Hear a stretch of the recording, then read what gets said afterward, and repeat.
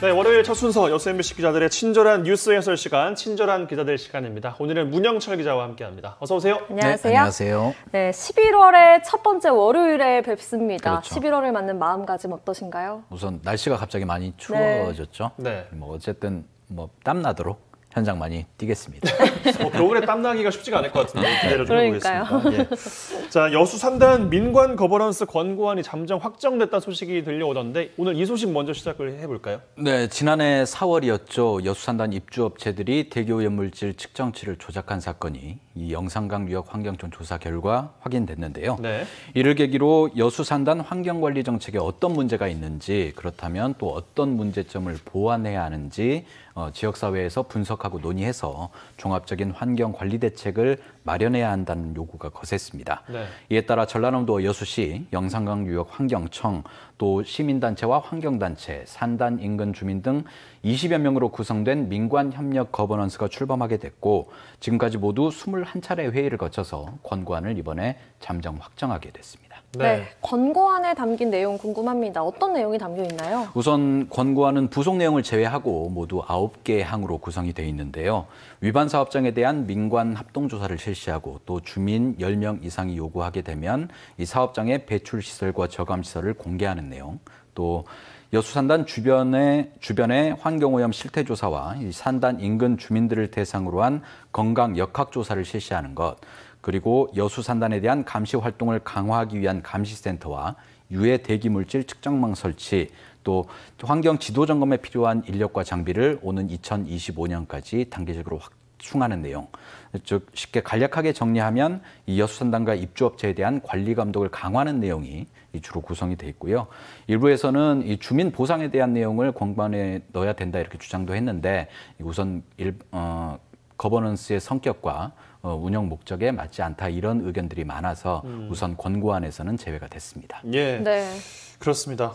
일단 권고안의 내용을 보니까 뭐 그간 논의가 됐었던 내용들은 얼추 좀 반영이 된 것 같고 산단 역사에 비하면 너무 늦게 나온 건 아닌가 뭐 이런 생각도 한편으로 드는데 근데 관리 감독의 이제 이야기가 나왔잖아요. 그렇죠. 그럼 당연히 또 따라 붙어왔던 게 입주업체들의 반발 아니겠습니까? 그렇죠. 네. 환경 실태 조사, 주민 건강 역학 조사 비용도 이게 업체에서 부담을 하는 건가요, 그러면? 방금 말씀하신 그 두 가지 용역 조사에 들어가는 사업비가 약 57억 1천만 원 정도 되는데 이 비용은 이번에 적발된 업체들이 분담해서 이 부담을 하는 걸로 그렇게 방향이 잡혀가고 있습니다. 네. 그런데 지난달 21차 회의가 개최되기 전에 여수산업 업체들이 이 용역비가 너무 과다하다면서 이 민관 거버넌스 위원들에게 개별적으로 의견서를 보냈습니다. 이 내용 간단하게 좀 요약을 해보자면 네. 이 지난해 문제가 됐던 건 대기오염 물질이었는데 지금 진행하려는 환경오염 실태조사에는 이 수질, 토양, 또 소음, 분진 같은 이 대기 환경과 관련이 없는 내용도 포함이 돼 있다.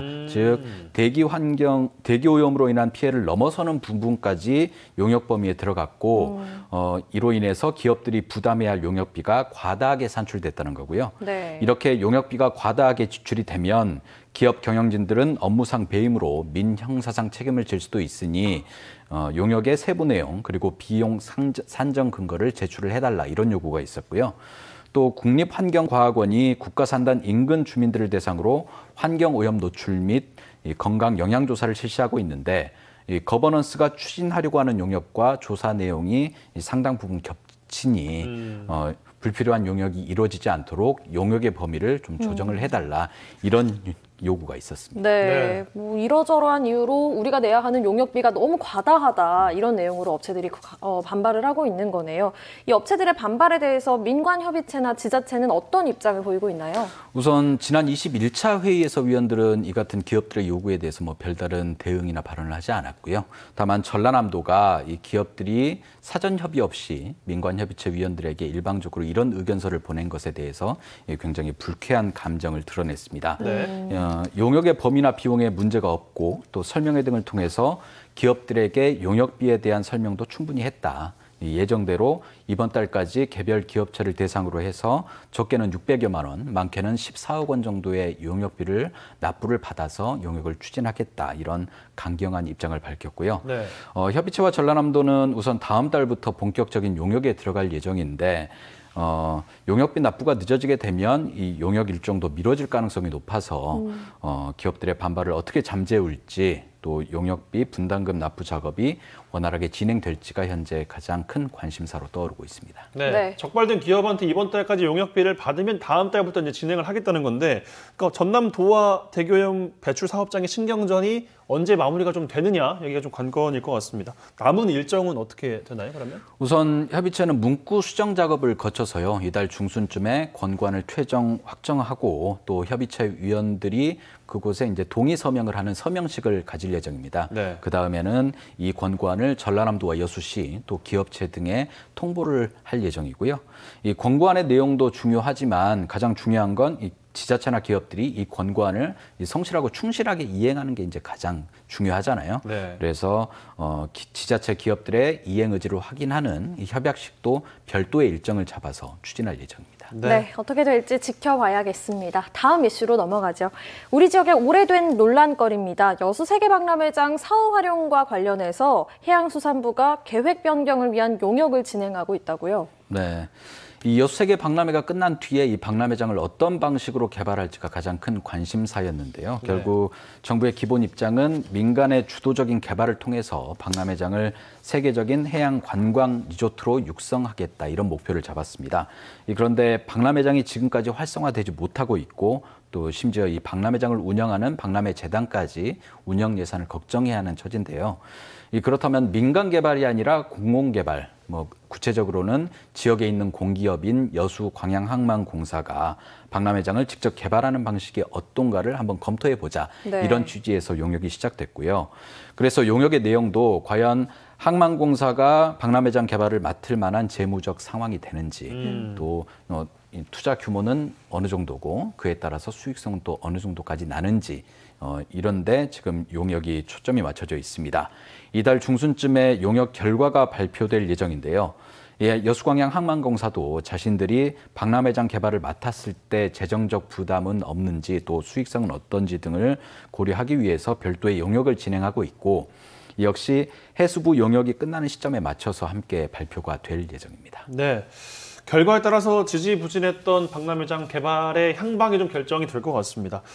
여수광양항만공사가 이제 주체로 다시 등장을 했는데 지역사회는 어떤 입장을 좀 보이고 있나요? 우선 박람회장 개발에 좀 관심을 많이 가졌던 시민단체는 새로운 방식에 대해서, 새로운 개발 방식에 대해서 좀 기대감을 걸면서 해수부 최종 용역 결과를 기다리고 있습니다. 네. 이 정부 계획대로 민간 개발이 추진됐지만 아직까지 이렇다 할 성과를 또 보이지 못했고 지역에 있는 공기업이 박람회장 개발을 맡게 되면 아무래도 이 시민단체나 지역사회 요구가 좀 더 박람회장 개발을 하는데 많이 반영이 될 거다 이런 기대감이 이제 반영이 된 거죠. 네. 다만 여수광양항만공사가 박람회장 개발을 맡는다고 해도 이 항만공사가 자신들의 자금을 100% 투자해서 개발을 하기는 현실적으로 어렵고 일정 부분은 민간 투자를 유치하는 방식으로 개발을 진행할 수밖에 없는데 이런 부분에 있어서는 일부 과도한 수익 사업이 좀 이루어지지 않을까 이런 우려도 좀 하고 있는 것 같아요.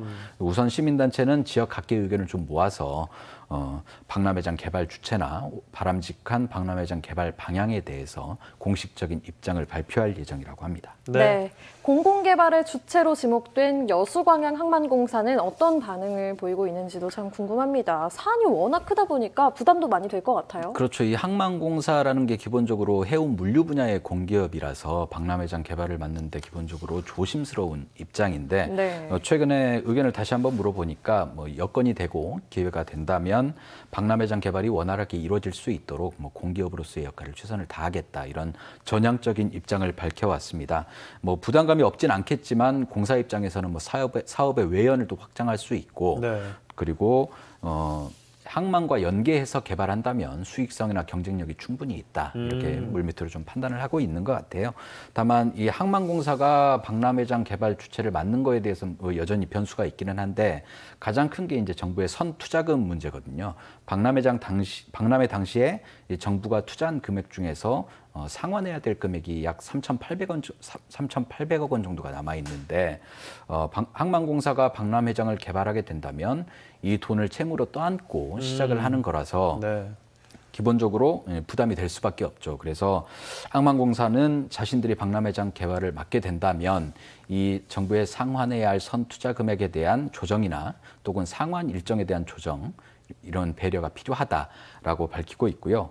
또 하나는 사업적인 측면인데 이 공공개발 방식으로 박람회장을 개발하게 되면 이 민간 개발보다는 당연히 난개발이 좀 줄어들겠지만 사업성은 떨어질 수밖에 없는 거거든요. 그래서 이 수익 사업을 충분하게 할 수 있는 여건 또 지역 사회의 분위기가 좀 조성이 돼야 박람회장 개발을 좀 맡을 수 있겠다 이런 입장을 좀 밝히고 있습니다. 네, 최근 여수 세계 박람회장 관련된 뉴스 기억이 나는 게 여수시와 시민단체의 또 갈등이었는데 그 이유가 민간 매각을 주장을 했었어요. 그렇죠. 여수시의 현재 입장은 어떻습니까?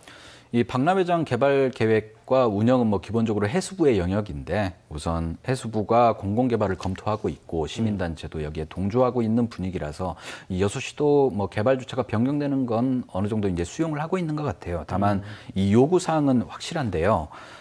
현재 여수시가 기후변화협약 당사국 총회 그리고 섬 박람회 유치를 추진하고 있는데 이런 국제 행사를 유치하기 위해서는 박람회장 부지에 대형 컨벤션 센터가 반드시 필요하니까 이를 건립해달라라는 요구가 있고 또 공사가 한창 진행 중인 청소년 해양교육원, 국립해양기상과학관에 이어서 또 여수시가 해양 관련 공공기관을 유치하려고 지금 준비를 하고 있거든요.